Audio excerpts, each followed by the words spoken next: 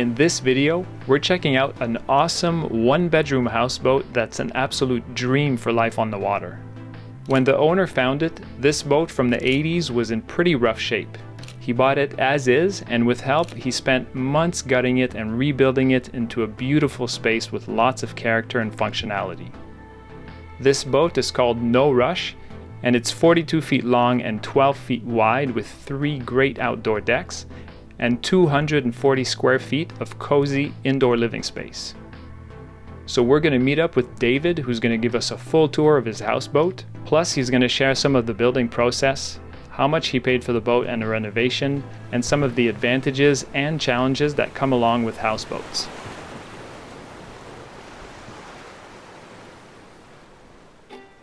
Eh bien, bonjour, on est sur Boat Life, c'est le No Rush 3.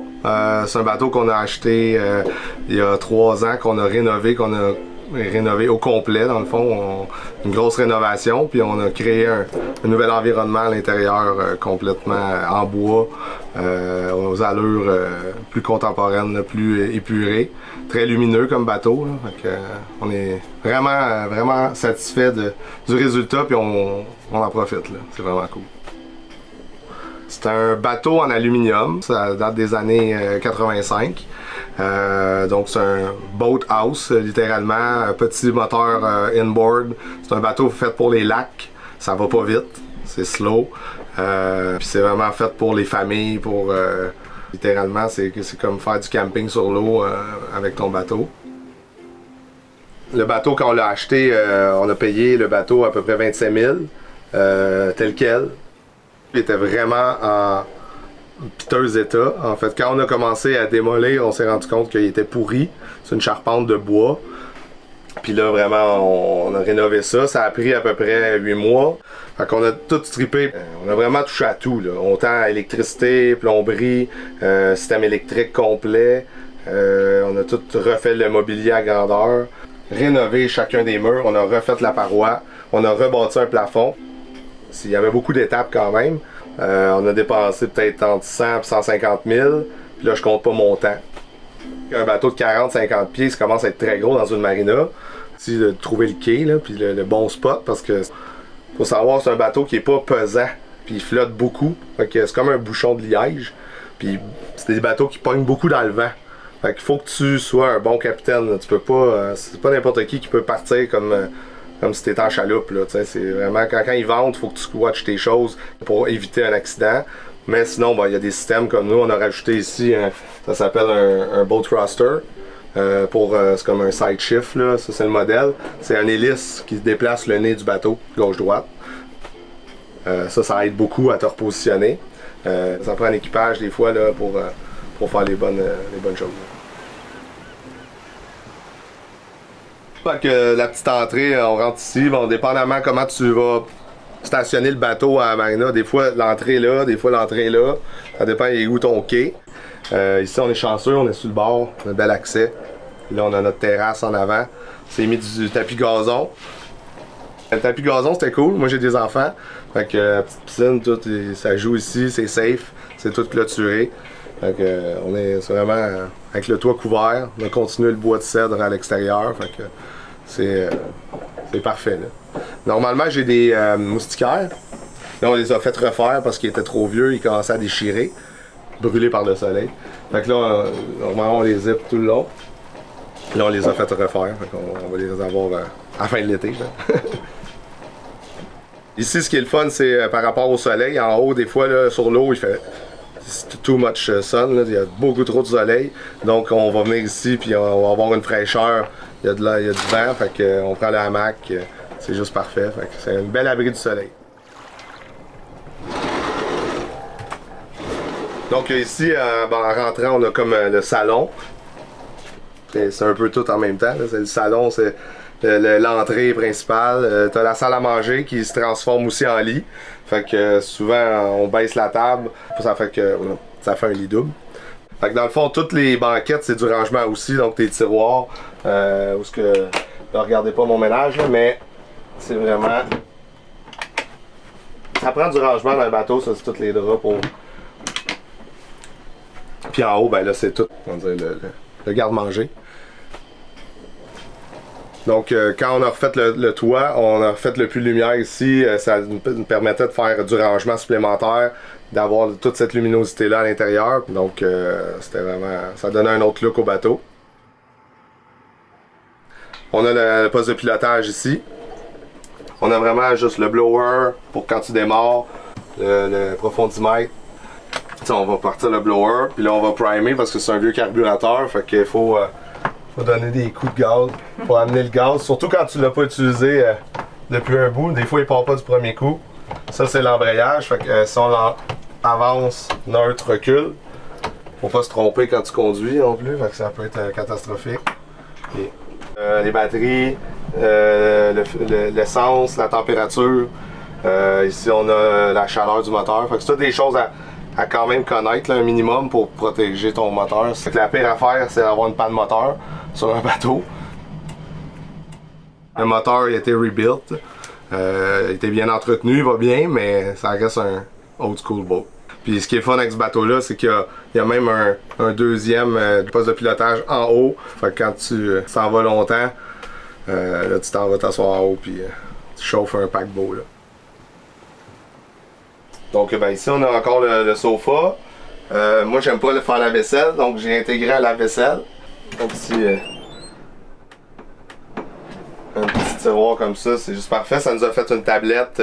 On avait l'esprit de la fenêtre, fait qu'il fallait, on respectait un peu la réno là aussi, fait qu'il fallait qu'on s'y lie avec les fenêtres.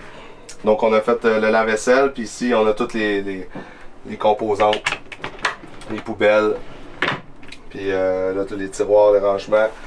Fait qu'ici on a la plaque induction, bon l'évier. Ici ce qui est le fun aussi, c'est qu'on a un système avec de l'eau qui vient de la marina, qu'on considère comme non potable. On a une réserve d'eau, fait que t'as vraiment l'eau chaude, l'eau froide. Mais l'autre côté ici on a un système indépendant, un peu comme dans les vannes qu'on a là, avec des bouteilles d'eau potable. Fait que dans le fond c'est un circuit d'eau potable. Ça il faut pas la gaspiller.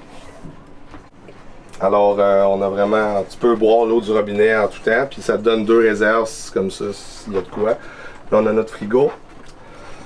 Ici on a un add-on, on a une glacière. Dans le fond, un système pour avoir. C'est comme mon congélateur. Même principe que l'autre côté, on a notre rangement en haut, là, des cabinets du haut tout le temps ouverts. C'est plus facile de souvenir ce que tu as, je dirais. On cuisine, on fait des barbecues, fait que si tu veux voir ce que tu as, fait que c'est mieux, sinon tout est fermé. Puis ça l'agrandit aussi le fait d'avoir de la profondeur, hein, comme ça. Fait que non, on est bien content. Puis dans le bateau, même si ça gîte, puis ça. À date, ça tient bien. Là. Donc, si on poursuit ici, on a une petite salle de bain avec une toilette vraiment simple, là, comme dans nos vannes. C'est une toilette à cartouche. On aurait pu avoir un système avec des tanks, mais c'est plus facile de vider ça qu'aller tout le temps au pump out. Puis, fait que, c'est des systèmes qu'on peut adapter là, dans le concept. Puis, on a une douche aussi pour pouvoir prendre sa douche à l'intérieur. Donc ça c'est la porte coulissante de la chambre à coucher.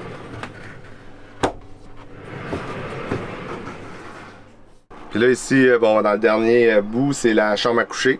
Donc nous on a fait un bunk bed, donc pour les enfants ou les invités. Donc on a à peu près, on peut dormir, on va dire 3, 4 serrés ici.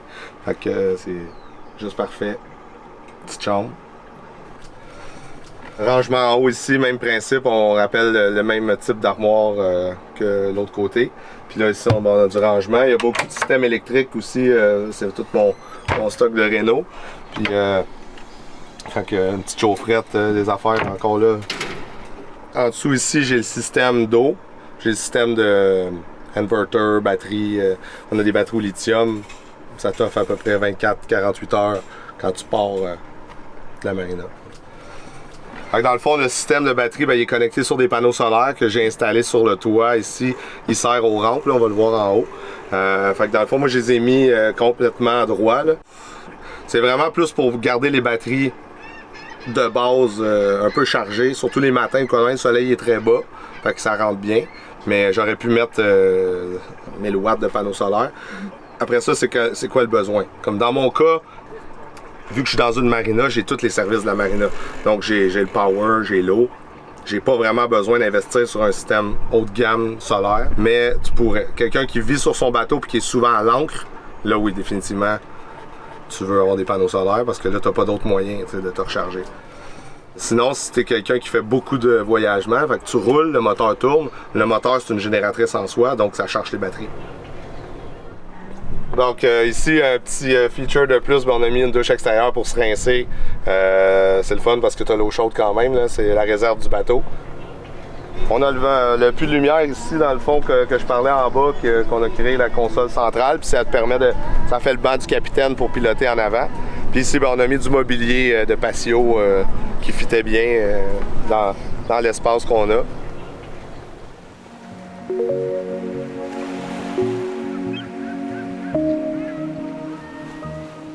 Donc le bateau, on s'en sert vraiment comme chalet. C'est un accès à l'eau. C'est vraiment une place de détente. Dans une marina, la semaine, c'est super calme. Fait que moi, je reste pas loin. Fait que je peux venir au bateau le soir, puis on fait des soupers sur la terrasse. Donc, c'est un chalet. Sinon, tu peux vraiment vivre dessus, littéralement. Il y a du monde qui partent 6 mois en Floride et reviennent vivre sur leur bateau. Vraiment économique dans l'ensemble. Moi, je gaze le bateau 1 ou 2 fois par année.